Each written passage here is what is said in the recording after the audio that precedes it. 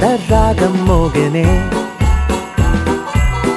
అందాలలోకం ఊగనే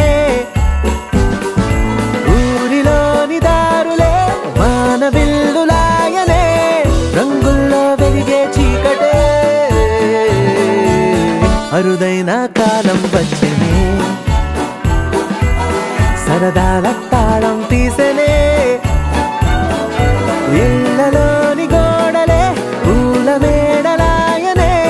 చెవిలోనే కూసే కోయిలే నక్షత్రాలెన్నెన్నో పక్షుల్లా బాలంగా సంతోష సమయంలో